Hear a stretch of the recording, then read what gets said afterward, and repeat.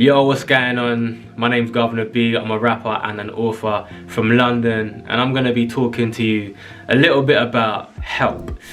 Now, in 2017, I lost my dad quite suddenly. He passed away, and I really struggled to deal with it. I was conditioned from a young age that, a real man is someone that never cries. And I tried to do all of that stuff when my dad passed away, but it didn't work.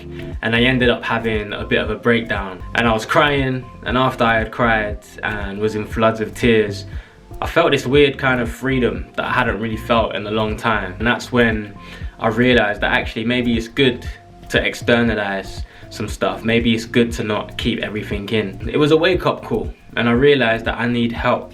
But when you realize that you need help, where do you go from there? Well, the first thing that was really important for me was praying. I came across a chapter in the Bible. It's Psalm 13, and it's a guy called David, and they're really angry prayers. He's saying things like, God, why have you left me? Why are my enemies winning this battle?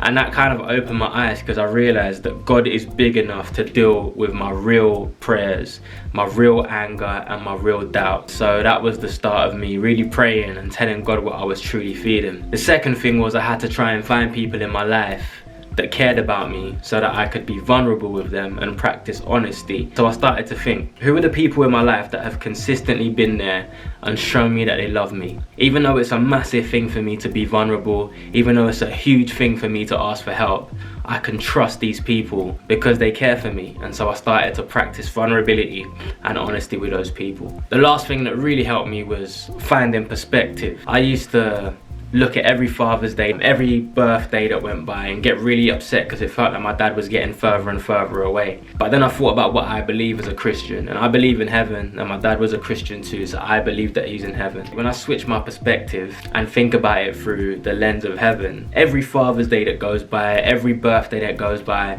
I'm not getting further and further away at all. I'm actually getting closer and closer to seeing him again. Having the right perspective really helps us move forward. So number one, pray, because God is big enough to deal with our honest prayers. Number two, try and find people in your life that care about you and practice being vulnerable with them. And number three, try and find a positive perspective, because everything that we go through, God can still use for a great purpose. So don't be afraid to ask for help.